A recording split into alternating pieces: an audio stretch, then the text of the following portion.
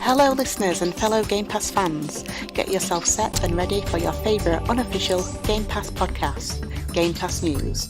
So I'll hand you over to Nick and Sean and get the show started.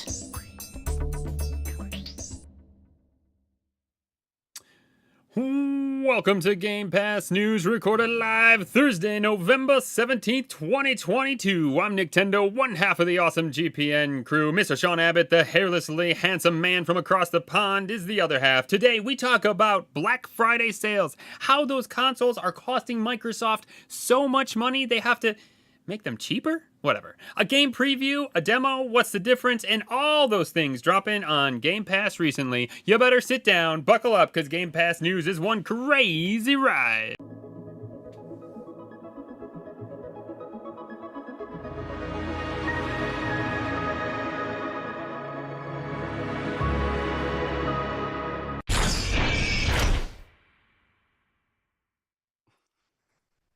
Mr. Sean Abbott, do you know that music? I do. That is Tunic. That is the opening title song for Tunic. I was wondering if I could get you. No, that whole album, by the way, if you enjoyed the game, go to Spotify or your local music app, whichever you use, and listen to the whole entire album. It is a beautiful, beautiful album to listen to if you've fallen asleep, if you just want it in the background as music. Yeah. I think I listen to it often when I'm cooking or preparing to cook anyway. Nice. Well, I knew it was like one of your faves this year, so I thought, well, I've been giving them some crazy off the walls, so I'll give them this one and see. But you still, man, you get such a small snippet. Like it's not even 15 seconds. It's like 13 and a half seconds. I know, because I do it like exactly. And so like that is not, even if you like the video game, that is not a lot of time to like have to figure out what it is. So kudos to you. Yeah. So, oh man, so how you been? I've been good. I say I've been good. I've been all right. We've been busy. It's been Logan's birthday weekend. The weekend just gone, so we had his like Mario themed disco party, which was absolute bonkers. It was 2 hours of absolute madness. I've got a funny story with that as well. I'll talk to you about it in a second. And then his birthday was on Tuesday. I'm still not 100% after getting COVID. I think my what do you call it? Immune system is in the absolute toilet. The same with Lindsay. So we've both been struggling very much with a recurring cough and snotty nose, fever up and down every now and then. So it's not been great. So yeah, I want to hear this. Yeah, I want to hear this story because that party looked like bonkers. I mean, it looked amazing. Yeah, so the party was the venue was really good. It could have done with being bigger. That's the only issue. One of the few issues that we had with it is on the flyer that we saw when we looked at it, they said, "Oh, no limit on numbers." We had 28 kids come to that party with 28 adults, plus the people that were running the party and like family and stuff like that. I was genuinely concerned for the fire safety of the building. And like I looked at Lindsay at one point and went, there is too many people in here. This is bonkers. So that was my first concern. The second one was we hired the face painter, and we thought this face painter was going to be like a complete different entity to the company that we rented the space from, and it wasn't. It was the guy that ran the guy that ran the music and ran the whole show. It was his wife. Oh. And she was really good. She was fantastic. As a face painter goes, she was fantastic. There was kids that like she did one of the kids that looked like Heath Ledger's Joker. Which like every time I saw his face as I was looking around, I was like, it's fucking scary. She did a really good job. But she had a queue. She had a huge queue because like they ran the bouncy. Yeah, the huge queue, fine, because she was good. There was kids they were running the bouncy castle that we hired. They're running that in sixes, so every 10 minutes they'd rotate the kids in sixes, which I can understand. They don't want kids to hurt themselves and stuff like that. So whatever kids weren't absolutely going nuts on the dance floor or weren't bouncing around on the bouncy castle were in this queue for the face painting, which it works well. Apart from the face painter took a 20-minute break in the middle of his birthday party with a queue 10 kids deep Oh to go man. and buy Peter Kay tickets. And she stood like there was this woman at one point, and she was stood to one side, like with all the the grown ups and stuff like that, and she was on a phone and stuff, and she was smiling, and and I just thought, oh, that's fair enough. That's somebody's mom. The kid must be really happy. And no, that was the face paint. I didn't realize it was the face paint her all this time. And one of the mums of the kids came up to me. She was like, you realize the face painter isn't there at the moment. She's there on a phone. I was like, I didn't realize that was the face paint. Thanks for pointing that out to me. I went over to her and I was like, what's going on? Because we've hired you. We've paid money for you to paint kids' faces for 2 hours. Why are you here? And she's like, oh, I'm just getting Peter Kay tickets. And I was like, That's all. What do you mean you're getting Peter Kay tickets? Because I've been in a queue all day. I've been in the queue all day, and I'm at the front of the queue, and I need to get it. And I'm like, I ain't kidding you. I fucking paid you like nearly £100 to be the person to paint these kids' faces for 2 hours. What the hell's going on? And I honestly, at this point, with kids going absolutely nuts and stuff like that, I was losing. Like, I had to go outside for a minute, and I was just.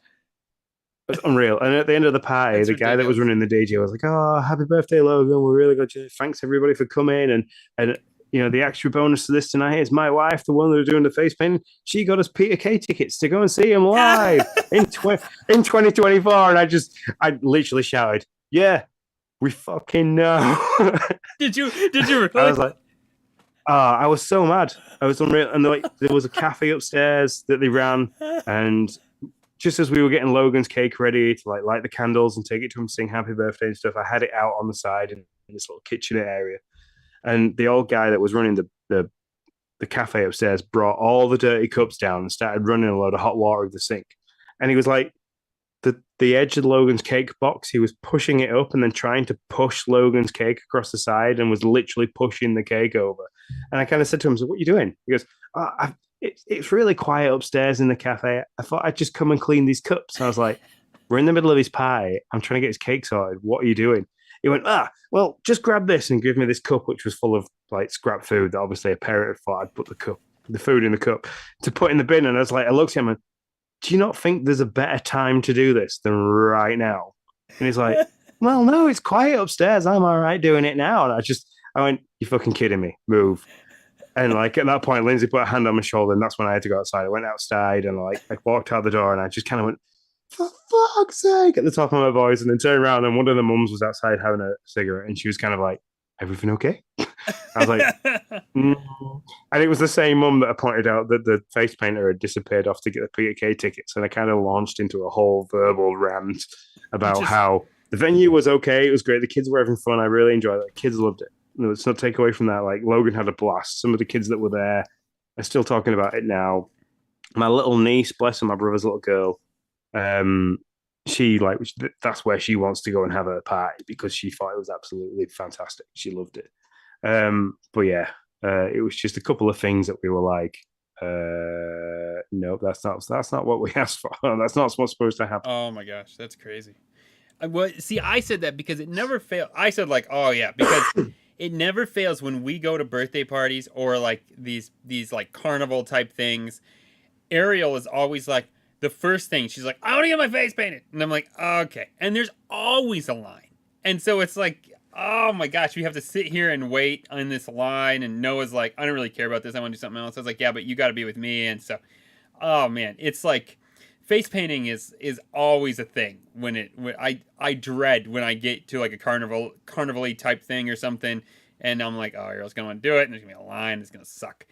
But the second thing there's two more things. One, that's a freaking awesome party. I mean, this kid had a dance floor, bouncy houses, face painting. I mean, dang man, I said in the pictures you sent that party was rad. So good on you guys. And I saw some of the you guys did you had grapes and strawberries coming out to make piranhas. I don't know, man. You guys did some amazing stuff. Yeah. Lindsay did a really because leading up to the Thursday and Friday before I had to work 12-hour days. So like Lindsay did a lot of the food prep. She made little cappies with Baby Bell. She went to the effort of printing off little cappy eyes and stuck them to him. She made the Mario pipes for the grapes and strawberries to make the piranha plants come out. She made those. She made a Yoshi egg that was like cracked in half as a bowl for chocolate coins, like the gold foil wrapped ones for Mario coins. She went to a lot of effort and she did a really fantastic job. And a lot of parents commented and saying like how great the food looked for a Mario themed party. Yeah, it was cool. The question block Rice Krispie cakes went down an absolute treat. There was literally, I think I'd managed to save 6 because I really liked them as well. Yeah, those were neat too. So yeah, she did a fantastic job with the food. Like even to the point of naming everything. So we did like chocolate spread like Nutella sandwiches, and they were Goomba sandwiches. Nice. We had jam sandwiches, which were Toad sandwiches, and then like she did ham sandwiches, which were Princess Peach sandwiches and stuff like that. So she named everything. It was really good and like really well thought out. Like Lindsay put a lot of planning and stuff into this, and she stressed out a lot about it, and it was. Other than the few things that really, really knocked me off, which were just tiny little things, really, but when in the swing of it, seemed bigger than they were at the time. It went really well, and he had a blast. He absolutely loved it. But we have sworn that that's the last time we're doing a party of that size. Yeah. We do one. We decided we would do them at like 1, 5, 10, and 13 and 16. Like those would be the big. Like you can invite a bunch of kids. We'll go somewhere. Do something like that, and that's it. Everything else is just like family and maybe a couple friends or something like that.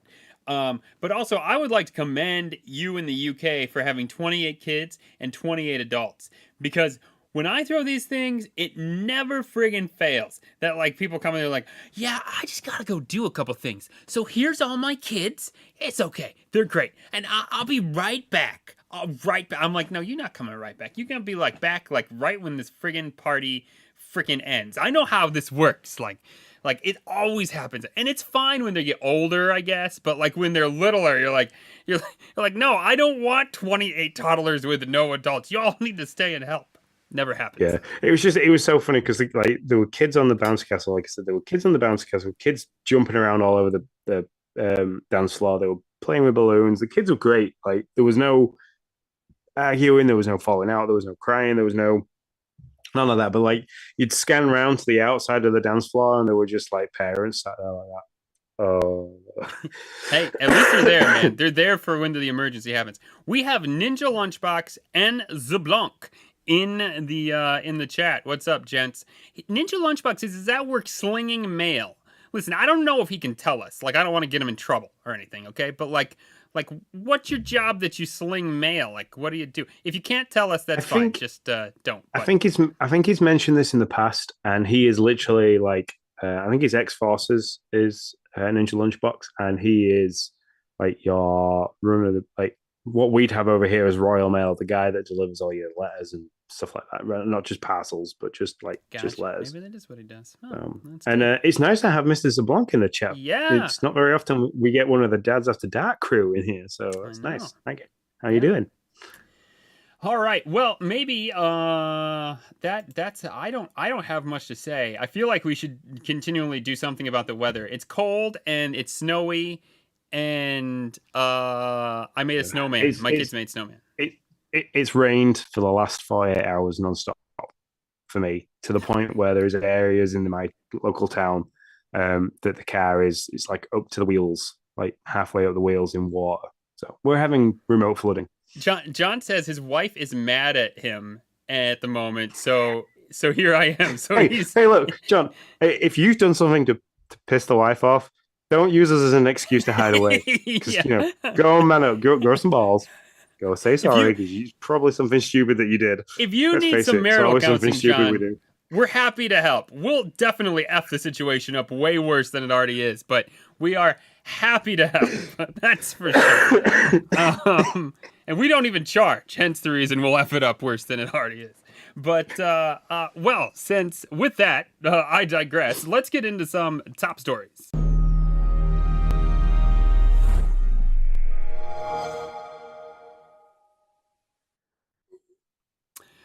Okay. First top story. Remember that thing I said where Keystone was coming out and they didn't have to worry about like price because like, it's just a Wi-Fi router and an Ethernet and blah blah blah. Yeah, well, I obviously am not an engineer of hardware because Mr. Phil Spencer comes out and says, "This Keystone, we can't make it for $99 to $129, so we've basically walked away from it for the moment." I Yeah, am baffled that they cannot make this thing for that price tag. Utterly I, baffled.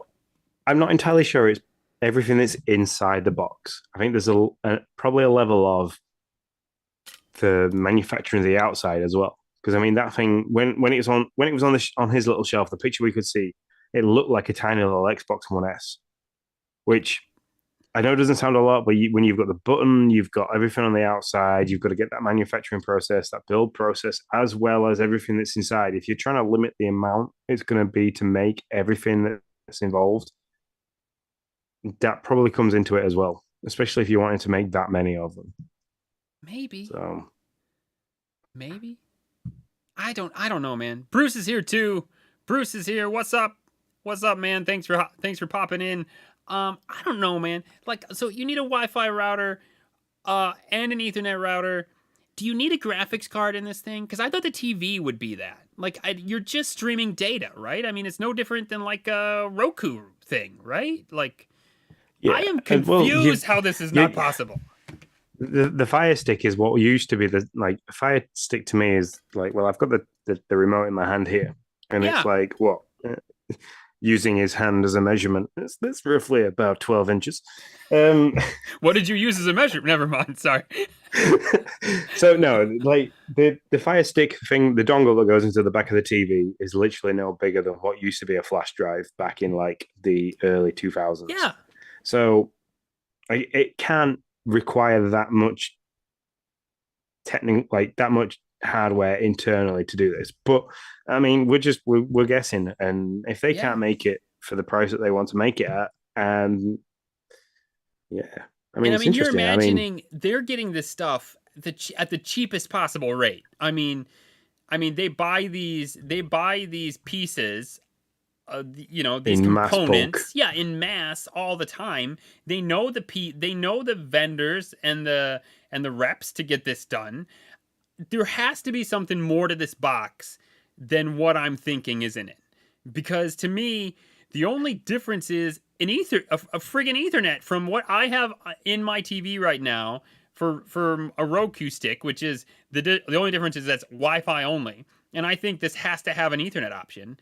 So I just don't understand how they're like, can't make it for $99. It's impossible. I don't know, man. I really thought they could make this for $75 and make a profit, to be honest. I mean, I don't know. Literally, could they not go around the factory and be like, well, we've got a couple of those left over from the Series X, they'd work, and we've got a couple of them from the Series S. That'd probably work. Just stick these together.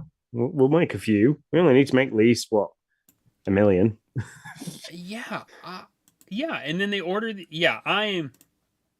I am blown away. Now, somewhere.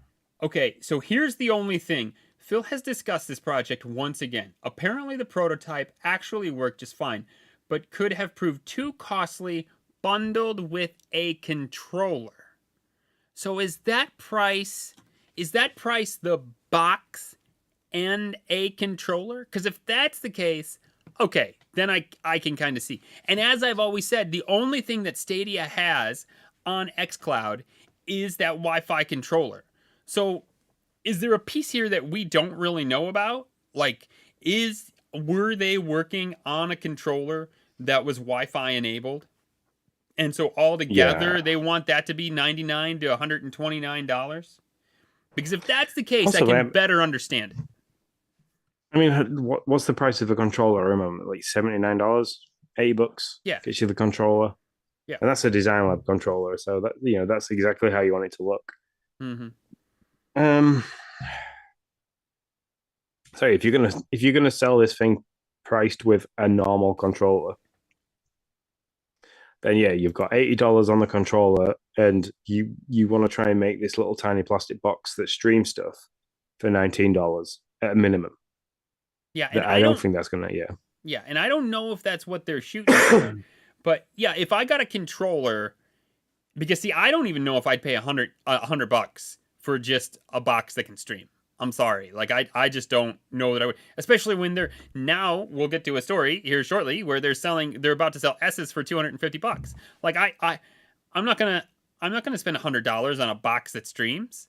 For when 150 more, I get a controller and a really nice system.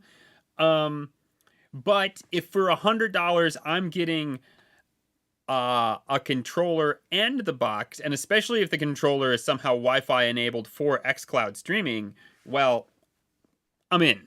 To be honest, I'm sold. Yeah. On it. I'll do that.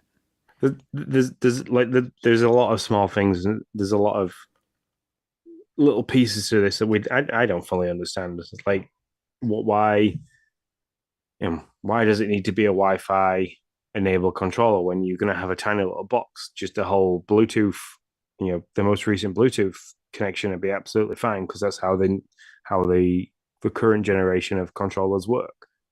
Well, so from how I understand it, from those who were into Stadia, the Wi-Fi controller allows your button movements to go directly to the server instead of to the box and then to the server. So it gets rid of some lag. Yeah, exactly. And so that's what Stadia's controller did, from what I've been told, or what I've read, I should say. I've never had Stadia, so if I'm wrong, someone will tell me.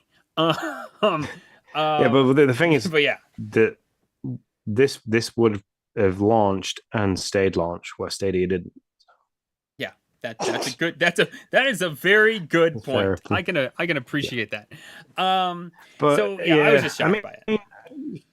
Ninja Lunchbox says in the chat that he thinks give them a year and they'll have it sussed. I think that may be true. I mean, you may, in a year, inflation hopefully will be less. I mean, I hope. I don't know. It could be more. Fingers crossed. I'm not a freaking economist. I don't know. But so hopefully prices will be down in a year, and yeah, so maybe it'll be like, oh, we can do that. Maybe the chip shortage will be gone, and I don't know. Maybe life will be hunky dory, and we'll all hold hands too. Maybe all this will happen in a year, and then we can get all the stuff we want to get. And the Switch will have Mark II, and it'll be amazing. So that's what's going to happen in a year. The other side of this, and it's kind of like the old, like, Ninja Lunchbox again in chat. He makes some very good points. Is the old bait and switch? They say they can't make it for one price, point out they want, so they're going to the right opportunity for into production. I think there's an element of that, and I also think there's also an element of reading between the lines with Phil Spencer. I mean, it's coming to a point where every time he says something, I'm always kind of like, but is that really what you mean? So I think they dropped this news that they can't make it for the limitation that they wanted to, between $99 and $129. They kind of sit back and they kind of look at how this trends on social media, and they go, what are people saying about it? They listen to maybe a couple of little podcasts like us and some major ones, and they kind of go, okay, so people would be okay with maybe a few more dollars. People are excited for that price.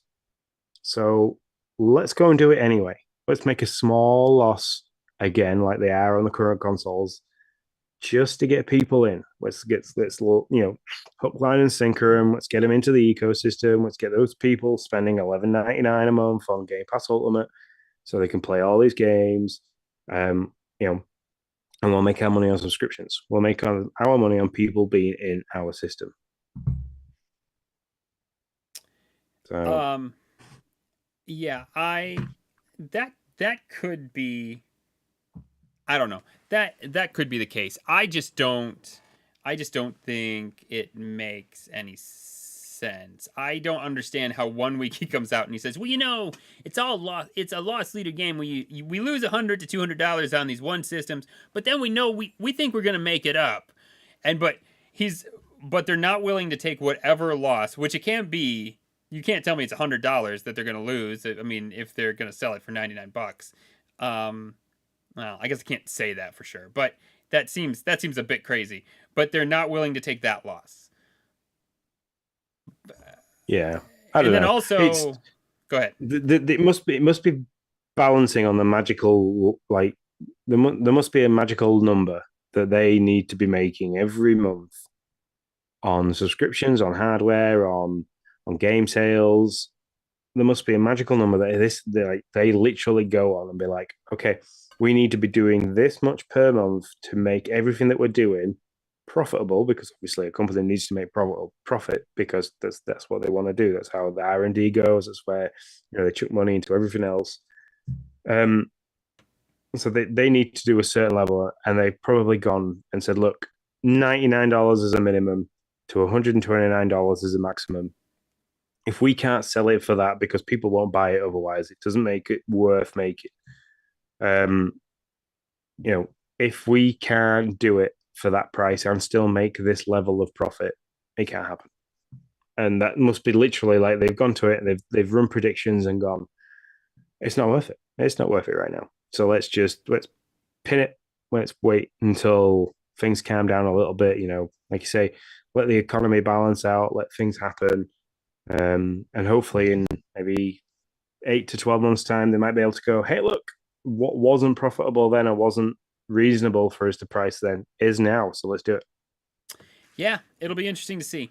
Only time will tell. But if, as I alluded to, if you know what, you're like, dang, I really wanted a piece of Xbox hardware. Too bad I can't get that Keystone. Right now, well, I don't know if right now, but this Black Friday, you'll be able to get the Xbox Series S $50 less for $250, at least in the States. They said something about in the States. I don't know if that, if that spills over to UK or Canada, or I don't know. I'm not sure. But yeah, and this is on the back of Mr. Spencer saying that we're losing too much money on consoles, and it's a tough world. Yeah,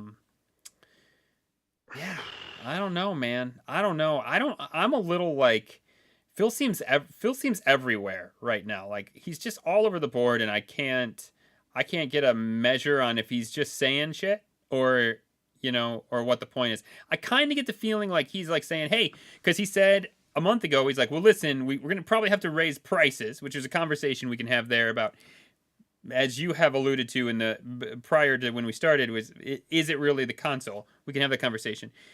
And now they're dropping the price, but I do kind of think it's almost like well, get it now, or the price is going to go up, or now you'll never have prices this low again, And so I think they're trying to see if they can goad people into being like, oh, we need to get this now because after the holidays it might go up. Yeah. I don't know. I don't think the price. I don't think the price of the hardware is going to go up after the holiday. I think we're going to see the price of Xbox Gold and Game Pass subscriptions. I think we're going to see a little bit of a rise in price in those. So dropping the price of the console now, taking a bigger hit, let the holidays come in, let more people buy into the system, and then up the prices. People are going to be like, yeah, that's not too bad.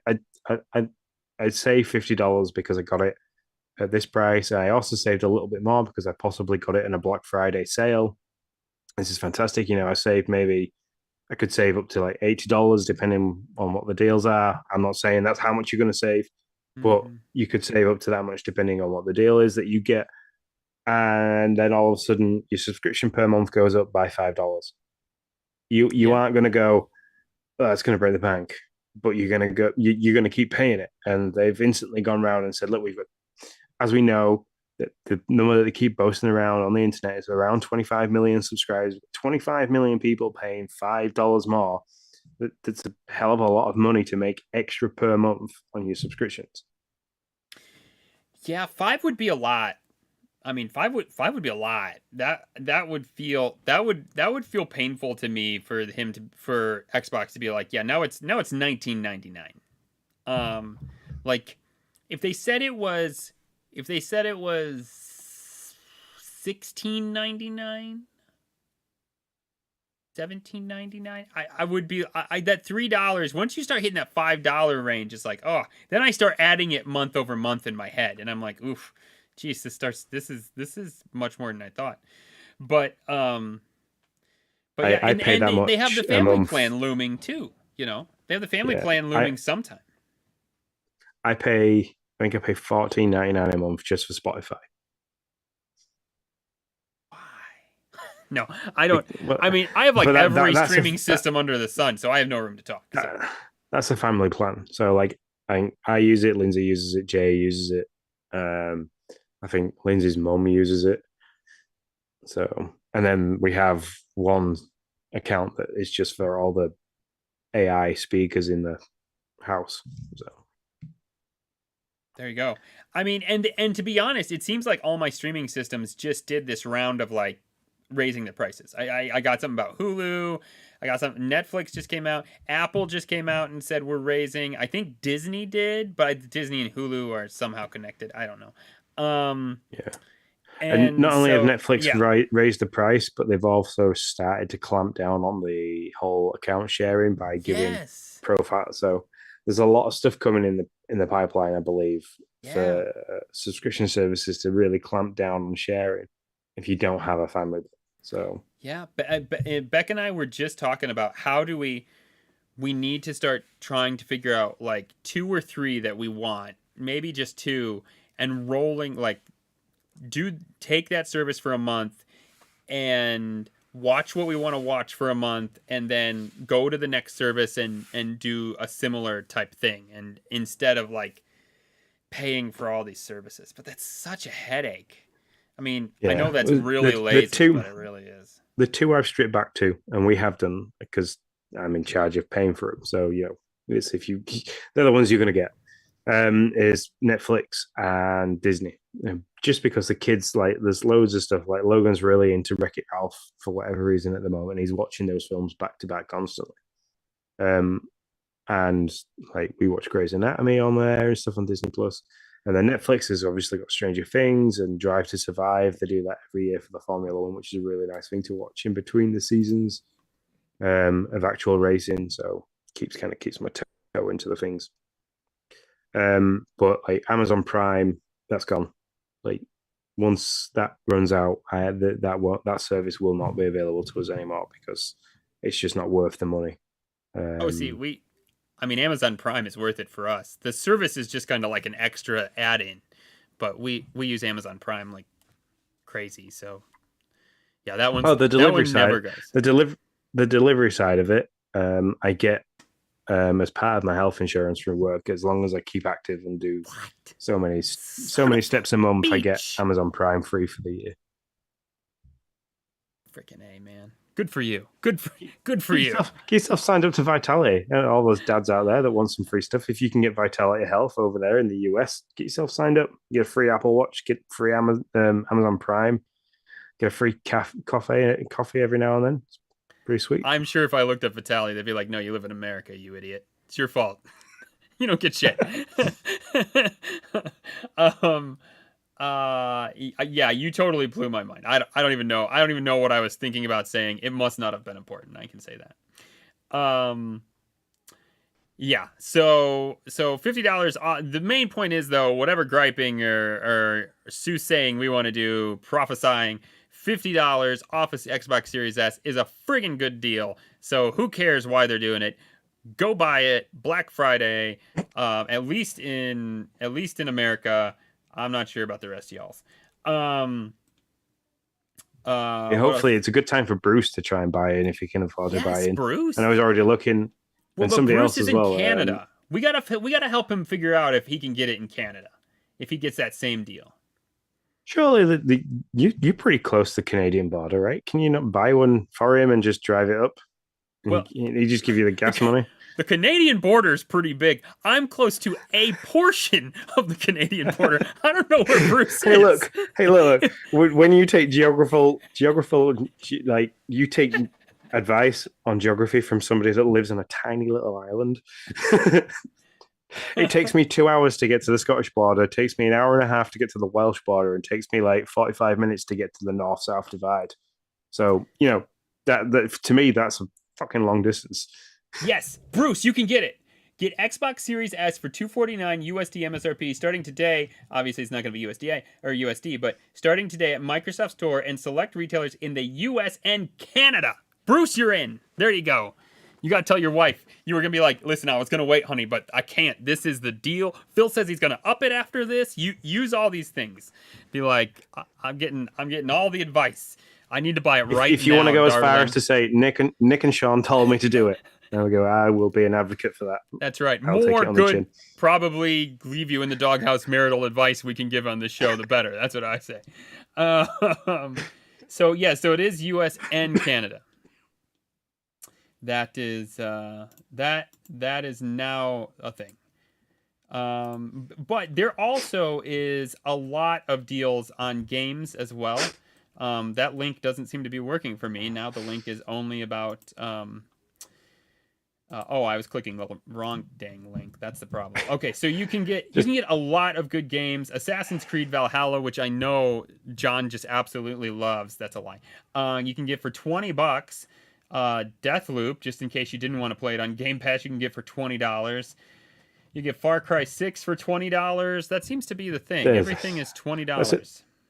That's a good shout. Is Far Cry 6 for $20? The new Gotham Knights, that's down to $39. $42, which is pretty good. Yeah, there's all kinds. Tomb Raider Definitive Edition, $20. Ghostbusters Spirits Unleashed, which is really new. That's down to $30. Resident Evil Village, $30. So anyways, there's all kinds of stuff out there. There's like 700 plus games. Valhalla is Deathloop, John says. Well, okay. I didn't like Valhalla. I just knew I would never actually have any time, so I never bought it.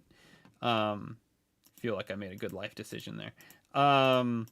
So there's a lot of sales happening right now. Go and take a peek either for a whole brand new Xbox Series S or maybe just get some digital games for you. Our last top story is game preview versus game demo. Listen, y'all probably heard me rant about this if you're in Discord or on Twitter, or if you're my neighbor, you probably heard me screaming about this. But either way, let me regale you with a tale for anybody who hasn't heard. So today we'll talk about it. A video game called Lappin. I don't know if that's right. Apparently, it's the name of a type of bunny, rabbit, whatever. Dropped. It's a tough as nails platformer, so I read, and I thought, well, hey, I like those. Celeste was fun. Let's see what this is all about. I started to play it, and by golly, is it not a good game. By golly, is it? It's a good game. That's my point. It's got tight controls, it's got fun music, a story that's, charming. I was having a lot of fun with it. I beat chapter 1 and I was like, sweet. I got into chapter 2. They added some new mechanics, which I thought was a really good touch. And I was having even more fun than I was in chapter 1. And then all of a sudden I like the game. I jump in this hole and I'm like ready for what happens next, and not like a hole that I died in, but that's where I was supposed to go. And the screen goes black and it's like, hey, thanks for playing the demo build. That was fun, wasn't it? And I was like, wait, what? I mean, they said it was a game preview, Sean, but the game developers literally called it the demo build. So they took the demo build, they put it on Game Pass, and then they called it a day one game for Game Pass. I'm sorry, man. I was like, I don't understand how this even works. When is a game preview a game preview, and when is a demo, and when I don't know. I need to know some definitions for these things because I'm confused. So if you have kids that listen to this sometimes, cover their ears now, because that was fucking bullshit. That's just unreal. I mean, to the point we have a demo. It is a free to play demo on a subscription service. I would be so happy if you could email Microsoft and be like, look, I want my month for November of Game Pass reimbursing to me because you have literally robbed me of it. It's made me so mad that we've had that. But it's the first time I've heard of us having that as well on Game Pass. It's unreal. The game preview to me is a game that was just still in a build mode. So you had 18 months of fucking grounded in game preview because it was a game preview. It was glitchy. There was bugs. They were working on stuff. They were releasing bits and pieces here and there. But you could play the full game. You could go to everywhere within reason because there were certain areas. Yeah, I was going to say that's not entirely true. That's almost true. You could build a castle. Yes, you could build a castle. Yeah, there was lots to do. You're right. there weren't many things that you couldn't do. There were just areas of the game that you Yeah. couldn't quite get into because you were literally held up by black and yellow tape because Yep. that area was currently under construction. But they Mhm. were open in telling us that area was under construction. There weren't ever a limitation to that. But yeah, John's right. Have to think that Xbox got paid to have a demo on there as well. So Xbox have taken money from the developer. They have paid a little bit of money to the developer probably on being able to have that game there. There was obviously some kind of arrangement paid, but it's just it's unreal. It's like Yeah. I could understand the game preview. Like, look, hey, this game isn't completely finished. Here we go. You're going to be playing it. We're going to be heading to it. But that's fair. As a game preview, that's absolutely fair. If they can label it as the game loads up, grounded, game preview. Mhm. But for it to be labeled as a game preview and then you get a direct message from the developer saying, thanks for playing in the demo build. Yay. Yeah, and Well it's done. like Thumbs up. Just nothing else. Not like, check back on this date and we're going to have this. No footnotes in anything. It's just, there you go. See you later. We kind of got this far and kind of went, feet up, teeth out. I'm done. yeah, I think so.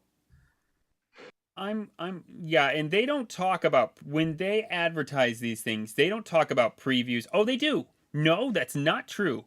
Okay, so here's what I'm looking at. I'm looking at Xbox Game Pass's Twitter. They send out the 4 games that are out available today with the little cover art that they always do. So there are 4 games. I know we're kind of mission and mashing here, but the top story kind of melds with what's out this week. There are 4 games out today. Dune, Spice Wars, Ghost Lore. Those are both PC only games, and they specifically say game preview. I don't know what type of game preview it is. I don't have PC Game Pass. Okay, so but the other 2 games, Lapin. I don't even know if I'm saying that game right. I'm not gonna lie. And Norco both do not show. Norco is not game preview. That Norco is already out on PC. It's just now is added to the console. Lapin though is day one, and they advertised it as a day one game on Game Pass, and it does not say game preview. Like that's my biggest problem. Not only does it not say that it's a demo, they didn't even advertise this as a game preview. They advertised this as a day one drop on Game Pass. Like it was a big deal. Like, and I mean, it is like Game Pass subscribers like to have day one games. So I was like, oh, sweet. Went out, gave it a try. I mean, this is just like misadvertising. I mean, false advertising. That's what I'm trying to say. I mean, it just, yeah. Tie that with the current Microsoft Studio release that we're going to talk about later. The Game Pass is currently making a really bad taste. So Yeah. I mean, with that kind of stuff. Listen, if you want to do this, so let's say that they went to Studio Doodle, I think if I looked it up, is the developer. Let's say they went there and they said, "Hey, we want to, pay for you to make your game, so it'll be day one on Game Pass." And they were like, "Yeah, we're gonna have that out in November." And then all of a sudden it was like, we don't." And so so that's fine. Like if you don't have it out but Microsoft's like, "Hey, let's push your game," because as I said, if this would have dropped on the Microsoft Store as a demo, I would not have played it. Like I just wouldn't. I don't know anything about this game. It's gonna drop in a tweet probably. There's gonna be other things I gotta get to or I'm playing, and I probably don't play it, just to be 100% honest. But if they want to give it some more attention and drop it on the game and make it a Game Pass only demo, that's fine. But you have to market it exactly as such so that I'm not going into it expecting to have a full day one game. Like, it can't be a game preview, and you definitely can't tell me you got a day one game. You have what I would call a Game Pass demo exclusive. Okay? And that's fine. Yeah. I'm okay with that. Make a little section on Game Pass where you have to be a Game Pass subscriber to try this demo. Might not make 100%, or it might not make 100% sense, to be honest. Like, why would you want to exclude a demo to a certain bit of people? But maybe, whatever. But you have to market it as such. Right now, I just feel like, I don't know, like I got duped. as I put in a tweet or a post or something. I don't know. I was talking about this everywhere. So I just feel like I Yeah, got duped. it's just I think it's a little bit rotten. I mean, I don't for a second believe that this is the right way to go about dropping games, especially day one releases, because let's go. There's a game that's coming out on Game Pass. I'm really excited about it. I've got the day off. I've downloaded this game. I'm thinking, yep, kids are at school. I've got no chores to do. I brought the beanbag out of the garage because I'm like, this is it. This is my day. I'm going to sit in front of this game because I've been waiting. I was pretty excited about it coming on Game Pass. You sit down and think, right, cool. I've got 2 or 3 hours just to whale into this. And you literally get to 45 minutes and you realize it's a demo. You're kind of like, Yeah. Ace, what am I supposed to do with the rest of my day? But I plan to play this game. It's kind of yeah, and I mean that's only from my point of view because it's kind of like I set myself to kind of do so, like I'll play this game like I played Somerville to completion because that's what I wanted to do. That was it. That day was to play Somerville to completion. So I can only imagine that you sat there and you go, cool, this game looks okay. It looks pretty cool. It's got some nice promise to it. I'm playing it. You get this absolute label from the developers saying, "Oh, thanks for playing our demo build," but with no other news about how this is going to go, and you kind of sit there and go, "I feel robbed. I feel like, yeah, it's bad advertising, it's bad Yeah. juju." It really is. It just isn't. It just And isn't the way to go. But it's going to stop me from playing any other game preview that they drop yeah, because and they can I be don't want that dicey. to happen again. Yeah, I mean, I have notoriously talked about Craftopia, which I have dubbed Craptopia, which came off Game Pass about as quick as it was on. Um, and so, yeah, and so game previews can be sketchy. That's for sure. Grounded was one that was fantastic. It did have its glitches, but man, I mean, I put a literal 5 days of gaming into that thing. Ninja Lunchbox says, "Has anybody tried Vampire Survivors?" Ironically, I probably would have tried Vampire Survivors, but I was like, "Ooh, a tight platformer. That's kind of my jam, so I'll try that first." Now, I want to be real clear here. We are dishing on Microsoft on Game Pass. When this game comes out as a full game, if you like tight platformers, Celeste like, Super Meat Boy likes, try this game because I mean, I really was loving it. I probably wouldn't even be here if I didn't really care about it. I wouldn't even be really chatting about it or whatever. But this game really is, if you like that kind of thing, it felt good, it felt responsive, which is all the things you need when you're doing that kind of a game. You got to be able to know that when you want to move some way, that your character is going to move that way. My literal only complaint is that I just thought there was too much bloated dialogue that doesn't need to be there. And I just was trying to get through that, but also trying to keep up with the story.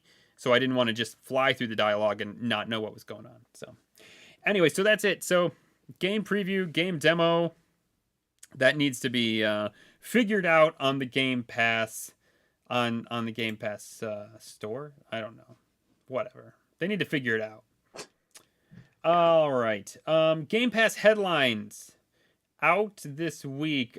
Somerville, which you have beat like what, 10 times now? Is that right? I've I've got the 4 different endings. Let's just put it that way. Fair enough. Pentiment, which I will talk about. I I played that game for an hour and a half and I put in my penance. And then that was out Tuesday, November 15th of this week. November 17th, Dune Spice Wars, which is today if you're listening, Thursday. Dune Spice Wars, Ghost Lore, both PC onlys. Norco, a 2022 point-and-click adventure game released for PC earlier in the year, but now out for consoles as well. The game takes place Yeah, in... that's very quickly. Ninja Lunchbox said that it was nominated for a game award, so apparently it's probably worth trying. Yeah, it's, narrative games and Game Pass. I don't know, this year it seems to be a thing. And then Lapin, which I have talked about already. So, or Lapan, as I believe John looked it up and said it. If I pronounced how he has spelled it for me, Lapan. Apparently, it's the name of a rabbit. I think because when I typed in hashtag Lapan, and then I clicked on my hashtag just to make sure I didn't hashtag something, that was sketchy that I didn't mean to. I came up with tweets about the game and tweets about rabbits. It seemed like a particular type of rabbit, so I was like, oh, okay, I think I get it. Not being a rabbit person, I had no idea. Out next week, Gungrave Gore, a stylish third-person action shooter in which you take the role of Grave, a gunslinger of resurrection and badass anti-hero of your dreams, mowing down tons of enemies in a gory ballet of bullets. There you go. Nice. New games announced this week that'll be out soon. Insurgency Sandstorm and Soccer Story, which I am so excited to try Soccer Story. Yeah, so if it plays anything like Golf Story did on the Switch, Yes. I'd be down for that. I enjoyed that. I think I enjoyed Golf Story more than I ever thought I would do. So. Yep. We have a new list of games going goodbye. Yeah. Do you want to talk about them? We got Arkvale, Deer Sim. I think it's got too many E's on our sheet, so I thought that'd be funny. Final Fantasy. I don't know if I want to try and do the Roman numerals 13. at this time in the morning. 13-2. Mm-hmm, yeah. Mind Scanners, Mortal Shell, Space Warlord, Oregon Trading Sim, which I think we talked about that once upon a time, and that was the whole. Basically, you trade organs as a space warlord, which is kind of like Undungeon. And then because we're getting a new Warhammer soon, Warhammer 40k Battle Sector is leaving. I feel like there's two people at Game Pass. One loves Final Fantasy games and the other one hates them. And so one just keeps like throwing them on and the other one grabs them immediately and like tosses them off the service as quick as the one gets. Like seriously, it seems like they're on and they're off and they're on and they're off, and it's just like this cycle of Final Fantasy games that just keeps going. Nothing here really makes me cry. So. Not only that, but there is a lot of Final Fantasy games. So if you're going to cycle them, yeah, it's true. It's true. Yeah, they can do it for a good long time. Oh, that's right. Archvale was the RPG bullet hell world and embark on a journey to right wrongs from long ago. Yeah, no, I tried that one because it looked cool. But when the bullet hellness of it was too much for me. So yeah, no, nothing here really makes me too sad. But remember, if you heard something you loved and you would like it to not go away, well, you can't change that, but you can buy it for 20% off. So before it leaves the service. So that's what you can. And Games with Gold, Dead End Job is now available to download. Check that this morning. So that's now available. Do that. It's fun. I did the review for the dads forever ago when it came on Switch, which was like a year and a half ago, I think. But which means it's not that old, really. I mean, it's only a year and a half old game. So yeah, do that. Play that. All right, and that is our Game Pass headlines. Let's move into what we have been playing in the Xbox Spotlight.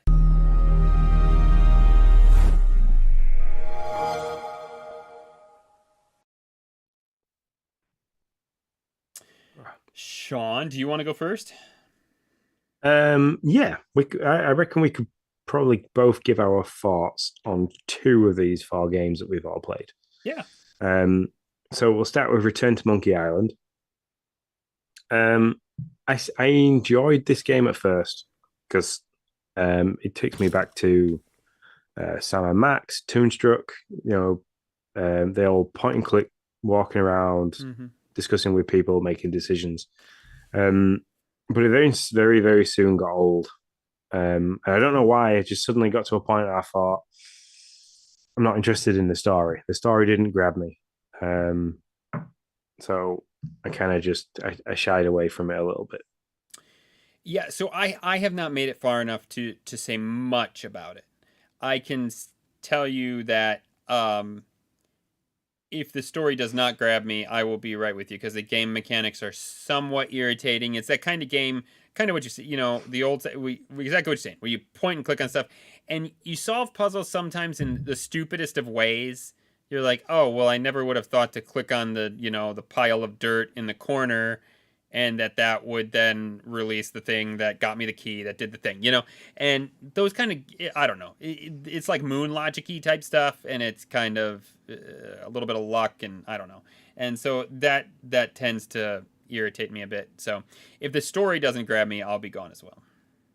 Yeah, and that's the issue I got to. I think I got to the point where I was about to go and take over the boat to go back to Monkey Island, and I was kind of like, nope, I'm done. This has kind of Yeah. got to the point where the story wasn't gripping enough and interesting. It was okay at the front first, where you were the kids and you were doing the funny stuff to try and get around, the whole hot dog thing and try and figure out how to make the money and bits and pieces like that. That was okay, Hmm. but it soon got repetitive and a nuisance to play. So The one thing I want to say before you move on, um, it did make me look up the history of anchors. Okay, I will say this: when the how girls long did like, you listen to her for? I listened to the whole thing.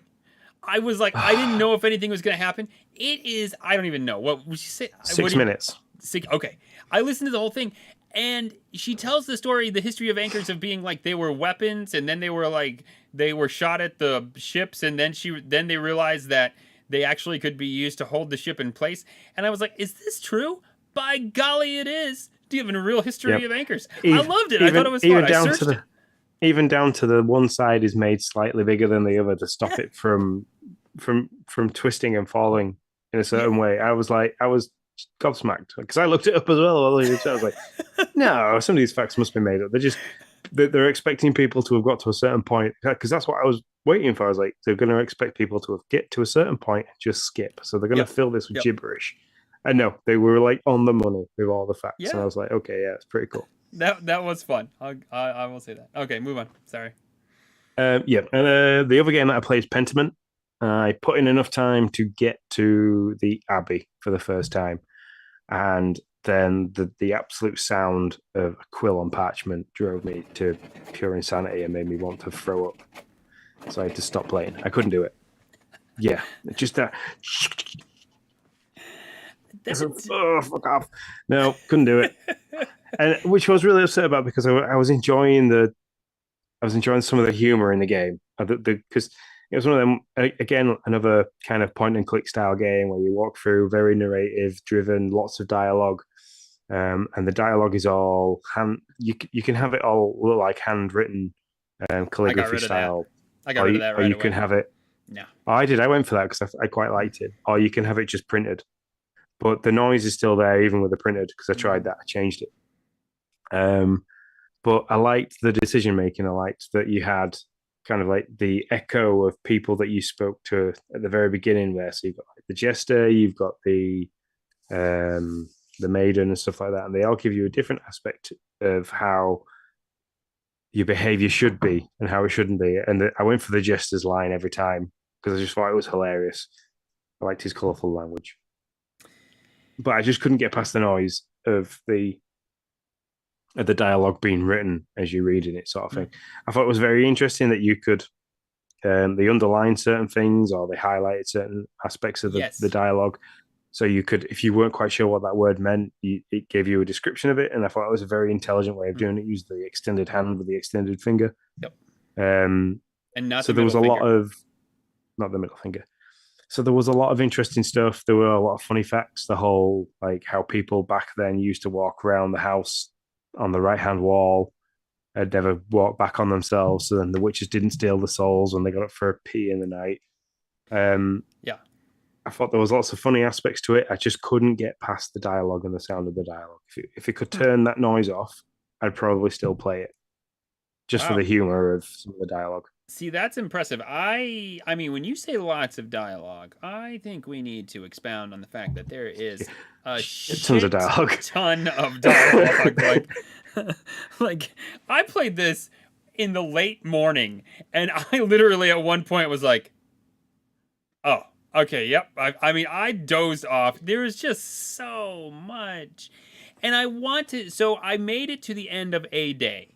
I got to the Abbey. I did my job. I ate whatever, and you really do learn about the church and the time frame. I mean, you have a you they you know they talk about what their meals were, And man, you learn a ton. I mean, just in the hour and a half that I played, I learned a ton. But there's just so much dialogue. It feels really slow. I'm trying to but I want to get to the next day. I'm hoping I wake up and then the murder happens and maybe stuff picks up. So I do want to go back to it and see if that happens.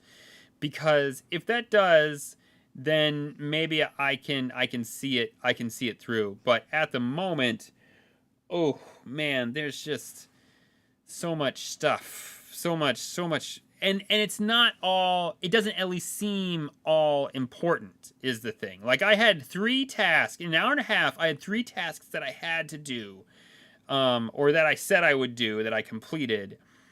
Now the one thing I did like is putting you in these really tough situations. I was in a dinner with the father of the abbey. What? The Druckers. Yeah.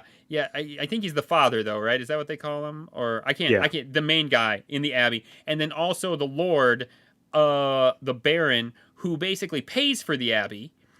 But so the Baron pays for the abbey to exist. The father pays for me to be at the abbey, though. He can kick me out of the abbey. And the father don't want to talk about Martin Luther and changing the church. And the Lord is all excited about Luther's new 99 Theses. And you are sitting in between them, and you have to think, do I? But the Lord and Baron could possibly move you up in your career, but the abbey could just kick you out of the abbot altogether, and then maybe you don't have a career. And so you're trying to please them both, not piss them off too much, and that stress and tension of how you have to navigate that situation. That was when I had the most fun with the game, because it was how do I answer these questions tactfully to not piss off the abbot or the father or whatever he's called, and not piss off the Lord and Baron, so that I can be at least in good graces with both of them at the same time. It was that part was really fun. And if they do that more and less of me I don't know, talking about what I ate for lunch at the previous day, then I think maybe I could stay in it. And if this game is for you, that's great. It's not, don't use what I'm saying as being oh, well, this game's not really all that great. It's just not made for me. There's just too much dialogue in this game, and it's not something for me. Obviously for a lot of people, they love it. It's gotten great scores, really helped out my fantasy critic. Not that I'm going to win, because I was doing piss poor, but now I'm doing poor and not piss poor. So yeah, it's gotten great scores. So that's all I got. Yep.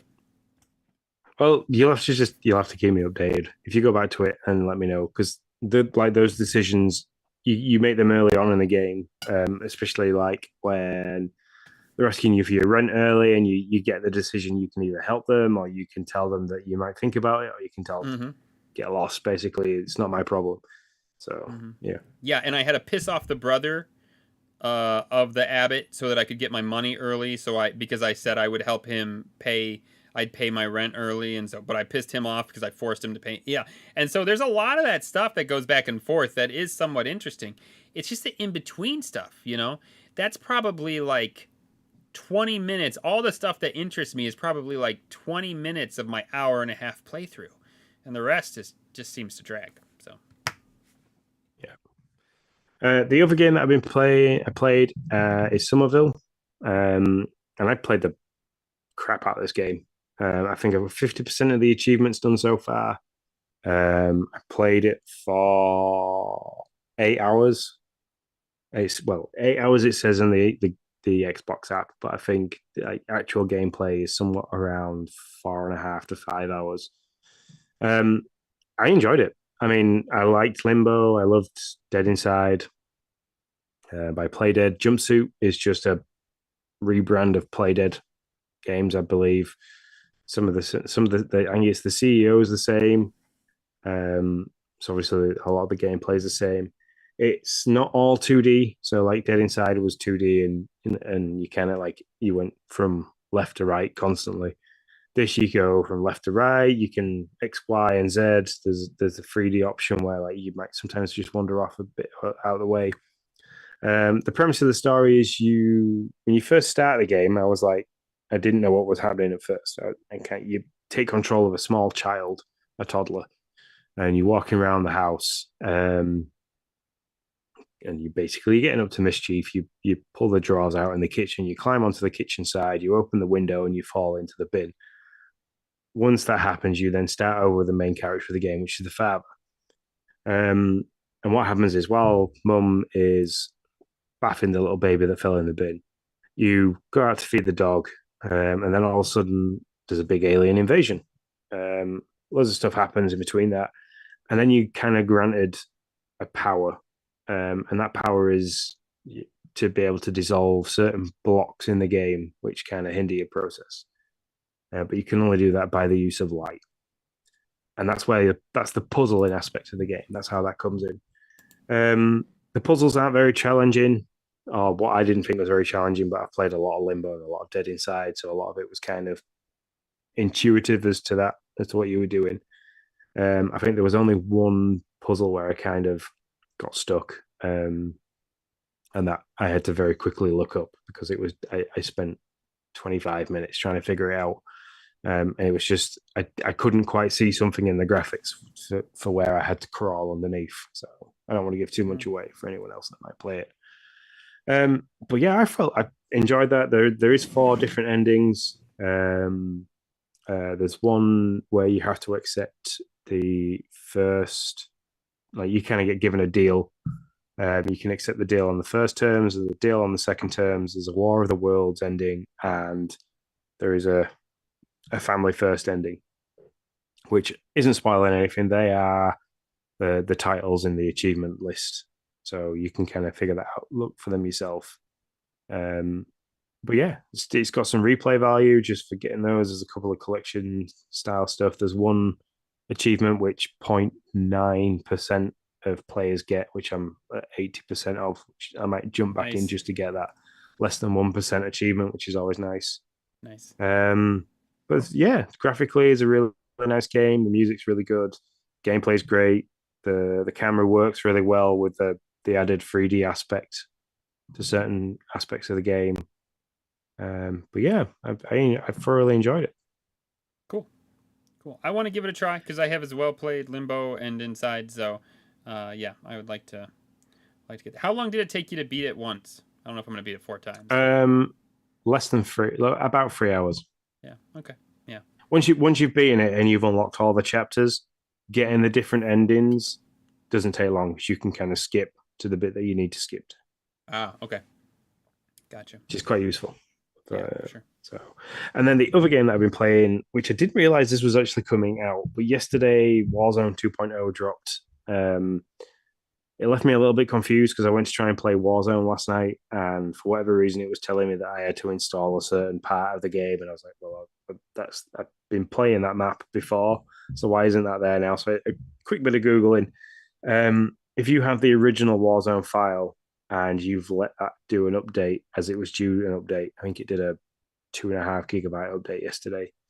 That is now not playable. You have to go to the Microsoft Store, go to Modern Warfare 2, select the free version to download and play, and that is where you'll now find Warzone 2.0.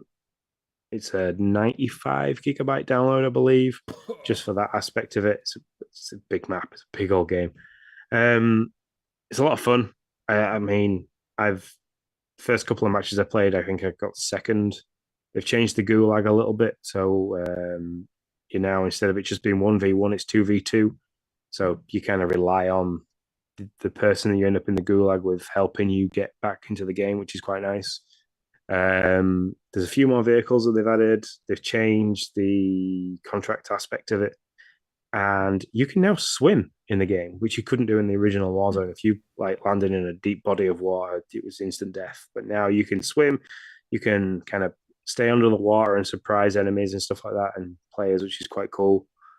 But yeah, it's got all the Modern Warfare 2 perks in the game, and all the weapons in the game, just with the battle royale style that we know and love as Warzone players. Nice. I think I spent too much time playing it today, more than I care to admit. I think I started after the school run, and then I stopped half an hour before going back to pick the kids up. So I put some good time into it today. Nice. Yeah, I wondered if you were playing it all that time or if you just left it going. So, good for you, man. Um, No, I uh, ran through all my tokens today. So gotcha.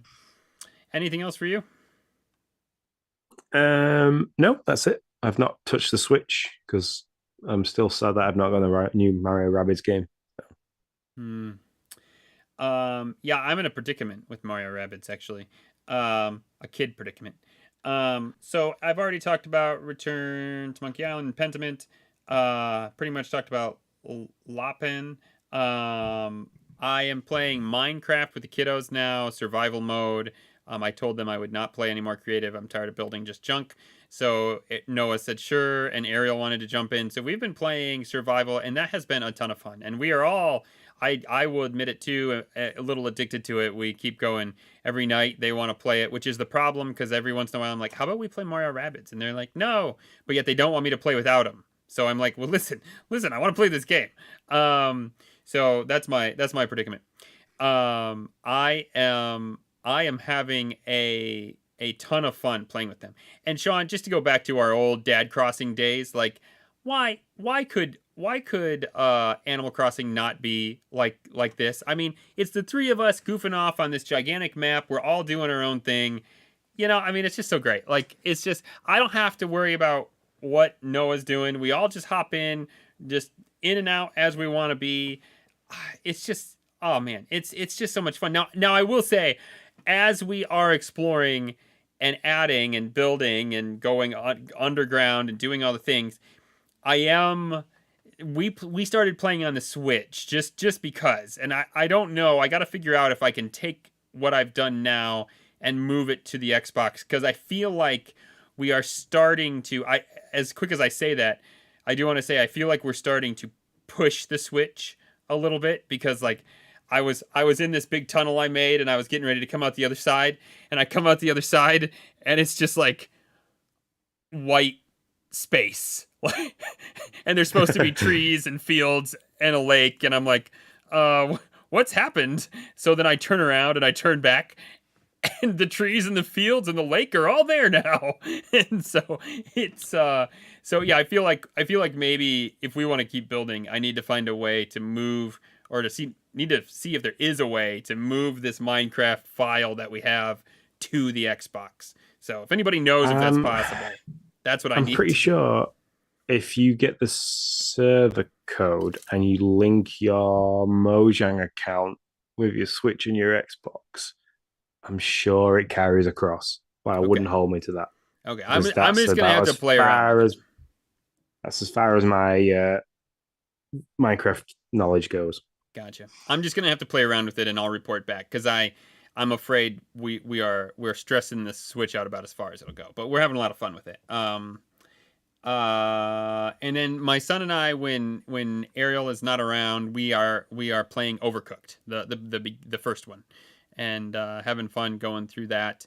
Um, he's always wanted to play it, but I just didn't know if he would be up for it. But he's definitely up for it now. He does a really good job, and we're having a lot of fun with that. So yeah, that's other than the stuff I've already talked about. That's pretty much my what I've been doing. Cool. I don't think I've got anything else. We're getting ever so closer to High on Life coming out, so I'm getting really excited for Mm-hmm. that. Mm-hmm.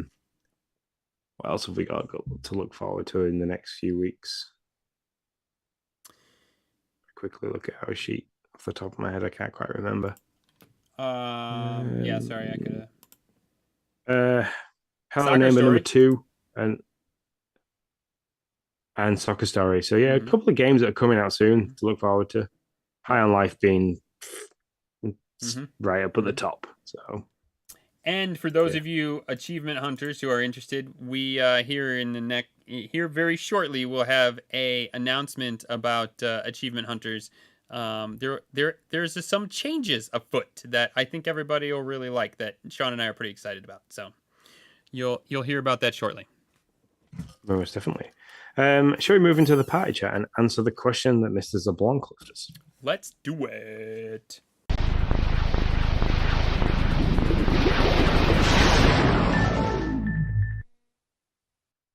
There's that moment, Sean, where you forget that that's you. You're like, should we do this? And I'm like, yeah, let's do that. Oh yeah, that's me. Go ahead. Sorry. Press the buttons. You are the wizard. You are the man behind the curtain of this show. Something like that. So yeah, Mrs. Zablanca is in the chat for this week. Left us. I don't know if it's a bit of a. I'm bragging about playing this game to the point where he's then asked the question. I've been playing through God of War on the PlayStation 5, and there's a game mechanic you might not even realize is happening for a while, but it's extraordinary, and I've never seen in a 3D video game before. The entire game plays out in one continuous shot. The camera, which acts like it's been held by a human camera person, follows Kratos, jumps to the other characters when needed, pans back and forth during dialogue, seamlessly shifts into cutscenes, into and out of boss fights, jets in for close-up, rotates behind characters during important moments, and there's never a single scene break. It's just one continuous shot for 20 plus hours. It's absolutely crazy. So my question for you is, why can't Xbox do this? To which then he says, no, I'm kidding. He realizes Xbox will never do anything like that because we just don't make actual games at the moment. My question for you guys is, what other games that have you played that have marveled you with an individual technique achievement that has left you in awe? So the first thing that came to my mind that I just fell in love with is Mario Galaxy. I don't know if that's entirely. I mean, it's definitely. I don't know. That was just something. Being able to run around those planets and like be able to come back where you were and jump up in the air and how they played with gravity. As a lifelong Mario fan, and having lived through the 3D stuff, I don't know. I just didn't know if they would like. What are they going to do that's really going to make me go like ah? And I still have fonder memories of my time playing Galaxy than I do playing Odyssey, to be honest, because that was just so different, and it was like, oh, this is yeah, it's fresh, and I liked it. So that's the first thing that comes to my mind. Yeah, for me, it's Tunic. I like the game.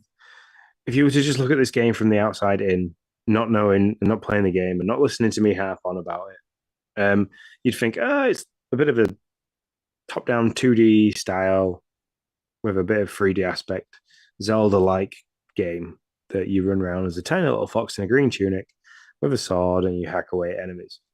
The deep underlying thing with this game is the instruction book.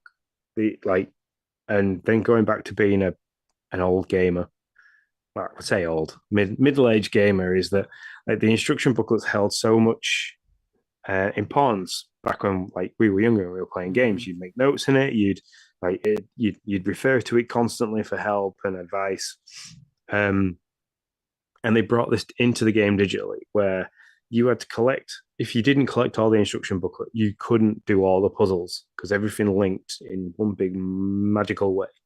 And I'd never experienced that in a game before. I've never experienced the collectibles that you get, it being an instruction booklet, and there's no tutorial behind how important this instruction booklet is. It's kind of like you get stuck for a little bit and you flick through these pages and then you kind of make the link and you think, oh, okay.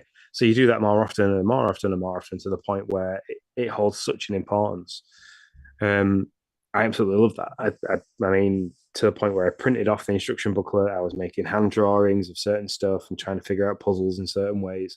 I fell in love with the game for that entirely. So that's one that is an individual technique that I'd never seen before, and we probably won't see again unless Finji decides he wants to go and make a second one. So.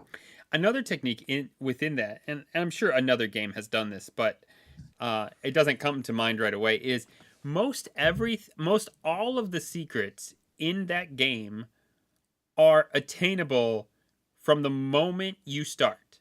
It's just they're so obtuse, you have no idea they're there until you piece the manual together to tell you. And that's just crazy to me. Like you could happen upon any one of those. Highly unlikely, but you could. And so I just think it's great. It's not like it's like, oh, now I got this crystal, so now the game will let me find the secret. Nope, it's always there. It's just really hard button combo to get to. Yeah, ridiculous. I think one of them 46 different entries for a button combo was the most I think I counted. Yeah, well, that door was nuts. That like the end door, and kudos to you because you did it all without any help. Is that correct? That is correct. I drew, got it amazing. wrong, rubbed it out, drew it again until it worked. So, and that was just from reading the instruction booklet. That was going through the instruction booklet and marrying up all the gold lines and which directions they got, following the number squares that it gave you within the instruction book to figure it out. So, yeah, good laugh. Yeah, I enjoyed that game. I mean, man, I used a guide immediately. I was like, not immediately, but like the moment we got down to like the find the things and do all the button pushes, I was like, no, I'm not gonna try to figure these out. But no, I spent a lot. That's why I printed it out, because I spent a lot of time annotating. Because it annotates once you figure out a secret or you figure out one, it annotates the instruction booklet for you in the game, so you don't have to go and do it yourself. But then there were certain things that I needed to do a bit more, just because I couldn't see it on the screen and figure it out at the same time. So it was good. I enjoyed that. That game's fantastic. Like, I mean, at the beginning of the podcast this week, I've said that that game's got a beautiful soundtrack. It's great graphically. The battle side of it, the battle aspect, was difficult, but not too difficult. It pushed the boundaries a few times, which was nice. Yeah, I'd make another one, please, soon. Fiji, go do it, because it was great. So, yeah, it was good. Yeah, that's all I got. Yep. So, and I think that takes us out. Then there's nothing. Meh, it's fine. Send us home. Send us out. So, if you want to get in touch with us via any of our social media accounts, which is Facebook, Twitter, Twitch, and YouTube, you can do so by going to those websites, typing in Game Pass News, and you will find us. If you want to buy any sweet merchandise, I don't know if you can see, but if Nick's wearing the hoodie, he's got a nice clock up there. You can get us on phone covers, iPad covers, cushion covers, duvets. You know, if you want to nuzzle up to mine and Nick's faces on an evening, you can do so by heading over to redbubble.com. Look for the star on there, Game Pass News, and you can buy some of our sweet merchandise. If you want to jump in and chat with us on Discord, you can do by subscribing to our Twitch channel or going over to the Nintendo Does Patreon page and subscribing for $1 a month. That gets you in there. And don't forget, we've got Achievement Hunters going on. Big news coming for that soon. Thank you to everybody that jumped in the chat. Mr. Zablanc, for the first time of coming back and chatting to us. Mr. Neo Prime, Timothy Olf, Ninja Lunchbox, and Bruce over on YouTube. Thanks very much, guys, for talking to us. And until next time, we shall see you later.